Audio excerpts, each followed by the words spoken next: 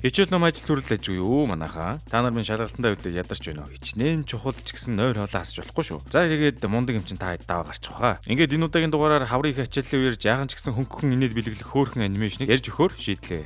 За тэгээд нааш тухлан зурна уу?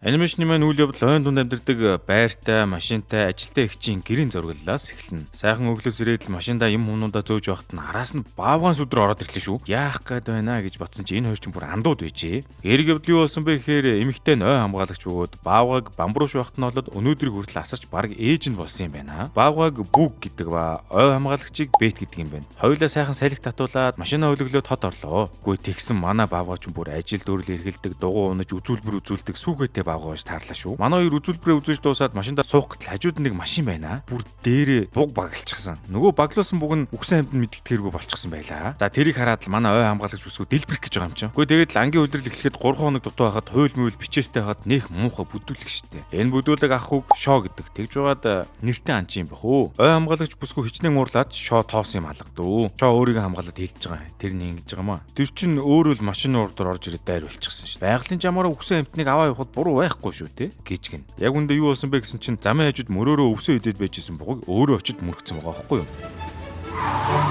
Энэ дайруулсан бугыг Элиот гэдэг толгоон сайн ажилтдаг хэдэж баг зэргийн бөтөлгөө. Шоу бэттэй минь маргалдах зуур Элиот Бүг хоёр танилцаад амжинаа. Бүг маань Элиотыг нэг уяаг нь тайлж өгөөд л байхыг шоолоод харчлаа. За тэгээд нэг уян тайлгдсан байгаад Элиот маань амьд минь зүгтааж өгнө. За тэгээд дараагийн хэсгээр Бүг маань ой хамгаалагчтайгаа цуг хоёул гэртээ арилаа. Тэгсэн Бүг бүр өөрийн гэсэн өрөөтэй юм байна хөөе. Өрөө нь бүр лакшри хөрөгчтэй, нойлтой, нойлын цаастай, зурагттай ч байх шиг даварцсан амтан бэ. Оройчулж хүрэн баавга маань орондоо орчихсон сайхан зүуд нойрондоо орчихсон унтаж байтал нэг юм цонхлуун туулаа шиж сэрдэг юм шүү дээ. Тэгсэн нөгөө машин дээр амьдараа хөлүүлчихсэн байсан Элиот байжээ. Элиот Бүгийн өрөөнд орж ирчихээд "Доо чамаг энэ шоронгоос гаргая авраа идэр" гэснэ. Хэдхэн минутын дараа соёлын шоконд орно. Нойлын цаас чарж байгаагүй амтан бүхэл бүтэн тогтсон өрөө харахаар тэгэнтэй. За ингээд баавга Бүг хоёр маань анд уулзаж шинхэн найзууд маань шүн нууцаар ханг аваад гинэ. Шүн суурин руу орчихсон бүр дэлгүүр дээрэнтлээ. Бүг шоколаданд нуусгүй юм байна л да. Хоёр зэрлэг амтан чинь дэлгүүр дотор бүр дур зоргоороо жаргалаа да. Дэлгүүрийг нь дэлбэлж хайчих байгаа юм чинь. Цагдаа чирж Элиотыг зүгтааж амжихад Бүг маань харин амтсангүй. За тэгээд цагдаа Бүгийг аваад ой хамгаалагч эгчдээр авчиж өгч байгаамаа. Ой хамгаалагч эгч цагдаагаас хэрэндээ л гуйн хөөрхий. За тэгээд гуйж гувсаар нэг зүүн Бүгийг гэртээ байлахаар боллоо. Бэт уг нь Бүгийг ойд нь буцаан тавих хэрэгтэй юм байна л да. Даанч багаас нь бамрууш байхаас нь хамт байсан учраас хүүхдээс ялгаагүй болчихсон юм байна. Ой хамгаалагч маань яг л төрсөн хүүхдтэй хандаж байгаа юм шиг Бүгийг загнаж гарлаа. Маргааш өдөр болж нөгөө Элиот Бүг чинь бүр копи өрчихсэн гудамжаар алхаж явна. Энэ одоо хотын буг болж байгаа юм билгүй дээ. Цалгалж явж байгаад нөгөө өөрийг нь ачдаг анчинтай таарчлаа. Тэгээ анчин Бүг хоёр хөөцөлдөж гарлаа шүү. Сэтгэлийн дуудлагаараа гэлтээ Элиот маань Бүгийн ажил дээр хүрээд ирлээ. За тэгээд Элиот Бүг тандж хэлж байгаа. "Чи намайг авсан юм чинь намайг хариуцах ёстой" гэж мэгээд. Бүг маань өстой хаанаас гарч ирсэн лайвэ гэл дэлбэрнэ л дээ. Энэ Бүг тэгж байгаад их ааш муутай. Ядаж явахад үзэгч дүүрэн байхад Элиотоос болоод нэлээд сонин байдалд орчлоо. Тэр хоёр бие биенийгээ алан таланд болоод явсан. Уган зүгээр л хөөцөлдөж байсан чинь хөшигний цаанаас сүдэрт нь Бүгийг хэрцгийгээр хөнөж байгаа юм шиг харагдаа. Тоглолтыг үзэж байсан үзэгчд бүр амиа бодоорой гэд алга болцгоо. Бэтмен яах вэ? Өөрийн унтуулагч буугаар баавгагаа буудаж байгаа юм л да. Өөр хүнийг буутахаас өмнө л буудаж байгаа юм болоо да. Тэр үед байсан цагдаа Бэтэд хэлж байгаа юм. Одоо түүнийг тавьж явуулах цаг нь болжээ гэдэл. 2 өдөр дараалан хэрэг тарьчаар тэгж байгаа юм болоо да. Ийм баянтайгаар Бүг маань ангийн үлрэл болохын өмнө ойд тавигддаг юм. Бэтмен Бүгийг унтаж байхад нь сэтгэл дэргээр зөөгөөд ойн дунд тавилаа. Тэгээд чимээгүйхэн тэврээд салах ёслоо хийгээд Бүг ойн дунд үлдээгээд Бүг Элиот хоёр ойн дунд сэрлээ. Бүг Элиот руу маш хурдан ууралж гарнаа. Гэхдээ тэгээд хаанаас ч юм бэ зэрлэгэнтэн гарч ирээд тогтвортой сайхан амьдралыг самарчгаар одоо хин ч гэсэн тэгнэ шүү. Бүг маань буцаж хараад царайны сайхнаараа Бэтийг найрна гэсээр гэрийн зүг явлаа. Даанч тэгээд зам идгүүгээс хойш ой дундаа эргэлцээр л байна. Нэг газараа эргэлдээд байсан болохоор модон дээр явж байгаад зам харчидаа хэрмнүүд маш шүүл гэж байна. Энэ бүх ой биднийх гэж мэгээд юу нэг мапцсан хэрмнүүд байна. Өөр аргагүйгаас хойш Бүг маань Элиот дээр хэлж байгаа юм. Чи зөвхөн намайг замчлан шүү. Тэгээ хоёулаа бууз ховшуур шиг салъя. Тэгсэн Элиот бүр хэлж байгаа юм л та. Надад хотод байх таалагцсан. Хэрвээ хоёулаа хотод очивол хамтарчиж болно шүү. Бүр гэж байна хөөе. Элиотоос салахын тус болсон Бүг маань юу гэж дуртай ах вэ? Гэхдээ тэгээд ангийн үлрэл болох гээд байхад нэг чих сонголт байхгүйгаас хойш зөвшөөрлөө. Уг улан баавга хоёрын адал явдал эндээс эхэлж ойгоос суурин хүрэх аялал эхэллээ. Нэг том хүрэн баавга жижигхэн бухтай найзлаад хамт явж байгаа нь олон амьтны хөх инээдэг үргэнэ. За тэгж хоол ундгүй явсаар манай хоёр ч их хөлснөө хөөрхий. Бүг маань байн хоолоо бэлдүүлдэг байсныг чил өөрөө хоолоо олж чадахгүй. Ядаж явахад энэ Бүг өсгөр их ууралт юм байна л да. Баавга загас иддэг гэж яг загас урах гэсэн чинь болдгүй. Тэгээ авахтай олцсны үедээ цагаан холтон баавга боллоо.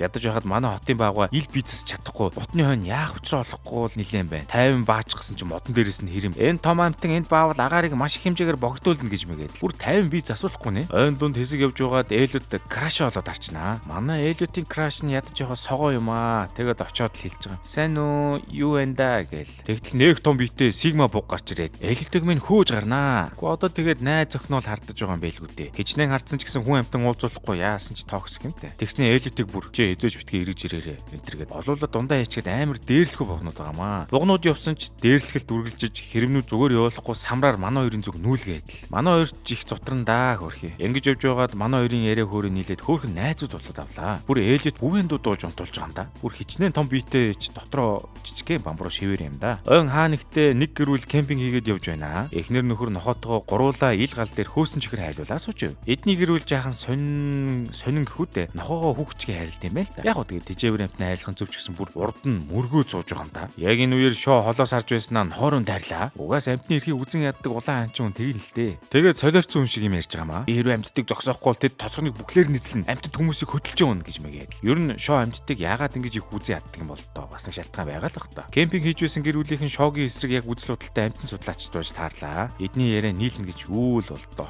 Одоо шоо болохоор манай буг баавга хоёрыг аганчих гэж шинжлээд явж байгаа юм байна л та. Ингээд маргааш өглөөнүүлж ээлэд бүг хоёр замдаа гарнаа. Тэгсэн өчигдөр таарсан доргонуудтай дахиад таарлаа. Үгүй юу болчихгүй гэсэн чинь нэг газараа тойроод л яваад исэн байгаа байхгүй юу? Бүг бүр уурлаад л ээлэд рүү дайрч гарлаа. Тэгж байтал шоо буутгаа гараад ирнэ. Баавга буг хоёр маань аншнаас ухтаан явахдаа доргонуудын босгосон далан гэвлээ хайчлаа. Далангийн ус задарч замдаа таарсан бүг амьтдыг аваад хайчиж байгаа юм да. За тэгээд амьтд маань бүг рүү ууралж гарнаа. Чи энэ бүгдийг хийсэн чи биднийг ангийн хэсэг рүү аваад ирлээ. Бидэнд ногдох газар алга гэдэл. Тэгсэн ээлэд гарч ирээд хэлж байгаа. Энэ бүгд буугийн буруу биш ээ. Гэтэл бүг шууд хариу болгож хэллээ. Тийм ээ. Миний буруу биш. Ээлүүдийн буруу гэдэл. Тэгээ явахтай хөөрхийн нөгөө мө жижигхэн бүг ээлүүдийн зүрх рүү хотго зоож байгаа юм л да. Эндээс манай хоёрын зам саллаа. Бүг ойн дунд ганцаараа эмөрөн алхаж байх үеэр бэт бүгтэй хамт авахгүйсэн зургийг харж бодлогошорно. Бүгийн бамбарууч байхад нь аварч байсан юм байна л та. За тэгээд удалгүй ангийн улирч эхэлж анчтын олон машинууд амдаан гарлаа. Бүг маань тэнэг эссээр ойн дундх байшин болж арлаа. Танихгүй айл руу орж болохгүй гэдгийг мэддүүл юм байх та.